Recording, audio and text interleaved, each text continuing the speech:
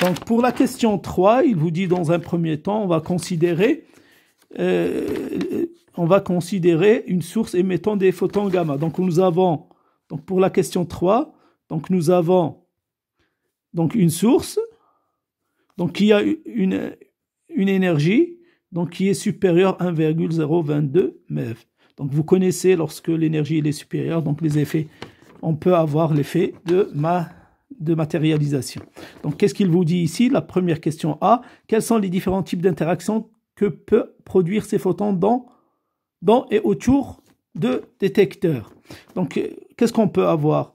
Donc, l'interaction, un photon qui a cette énergie, la première, donc on peut avoir l'effet photoélectrique. On a dit, qu'est-ce que ça veut dire le photoélectrique? C'est-à-dire que un électron, il va absorber totalement le photon, il sera injecté de son niveau. Donc, il y a aussi l'effet Compton, et puis il y a l'effet de matérialisation. Bien sûr, il y a d'autres, mais ils ne sont pas intéressants. Ces trois qui sont très, très intéressants. Vous avez vu donc, ces trois effets. Donc, puis la question B, il nous dit citer les différents pics et francs produits par les interactions gamma dans le détecteur en expliquant à quel mode d'interaction sont-ils attribués. Donc pour la question B, donc je vais essayer donc de dessiner en même le spectre et vous expliquer directement. Donc lorsque en général vous allez trouver toujours ceci. Donc si vous avez une source qui a une énergie gamma, en général, à la fin du spectre, toujours, on va trouver le pic d'absorption totale, c'est-à-dire la perte totale de cette énergie qui est donc donnée par l'effet photoélectrique à l'énergie gamma. Bien sûr, s'il est canal, donc ce canal doit être égal à l'énergie gamma. Donc ici, ça, le pic correspondant par l'effet d'absorption, par pic, donc ça, il est dû au effet photoélectrique. Bien sûr, je vais laisser un peu d'espace ici. Donc, on a dit ça, c'est l'effet photoélectrique puisqu'il y a une seule énergie. Donc, s'il y en a deux types d'énergie qui sont émis, vous allez trouver deux pics à la fin. Mais ici, il nous dit qu'il y a une énergie qui est supérieure à 1,02. Donc, le spectre, on a une seule énergie. Bien sûr, on va aussi avoir l'effet Compton. L'effet Compton, on va trouver le franc. On a dit le franc, c'est les dernières.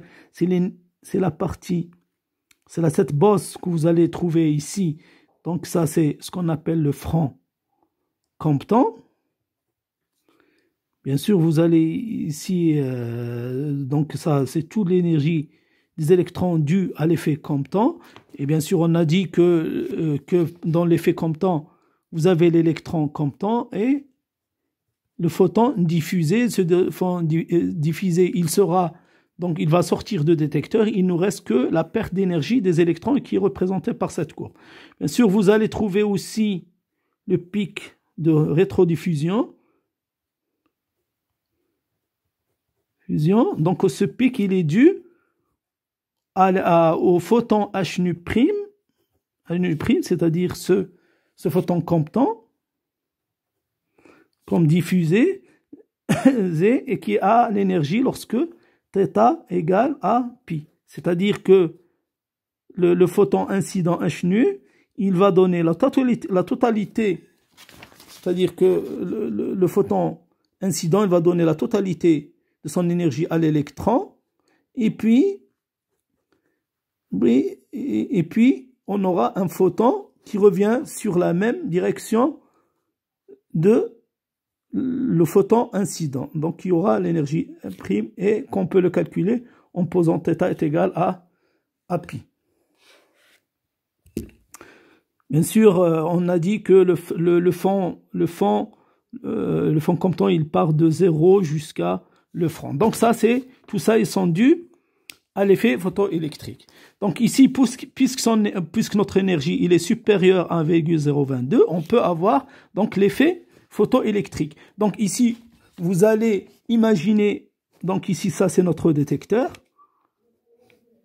Donc voilà notre détecteur. Donc notre photon, Donc voilà notre détecteur. Nous avons le photon incident. Il va, par exemple, on va dire qu'il a perdu ici par effet photo, par matérialisation. Donc qu'est-ce qu'on aura? On aura un électron positif et un électron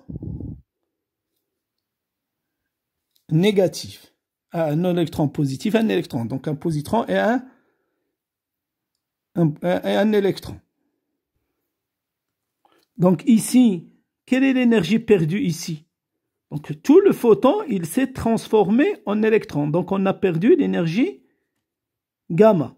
Normalement, notre détecteur, il peut détecter une énergie totale ici. Mais l'énergie, cette énergie s'est transformée en électron positif et un électron négatif. Et ces deux-là, ils vont se déplacer dans notre détecteur. Donc ils vont perdre l'énergie dans notre détecteur.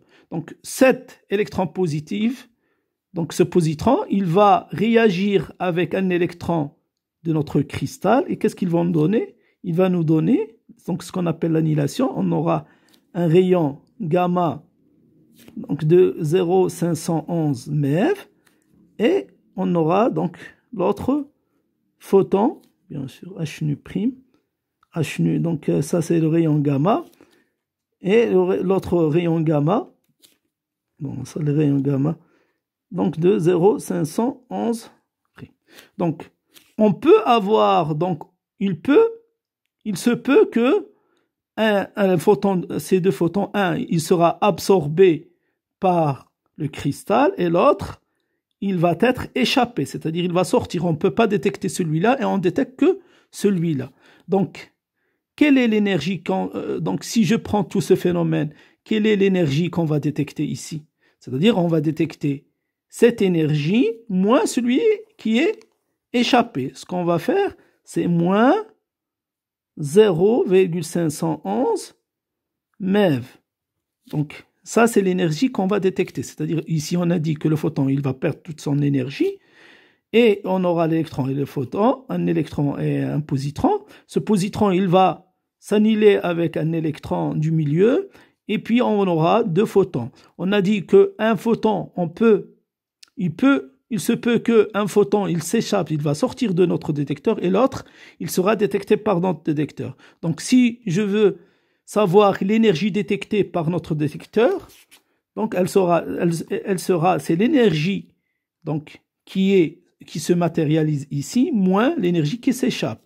Donc si je calcule, on aura donc un pic qui correspond à cette perte d'énergie, ce qu'on appelle un pic donc on va dire qu'il est là, donc ce qu'on appelle un pic de simple échappement.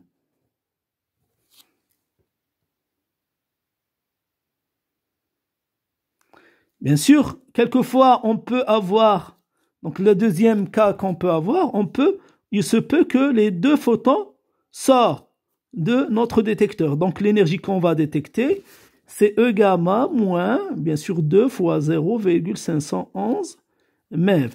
Donc on aura donc un pic, donc ce qu'on appelle un pic de double échappement. D'accord?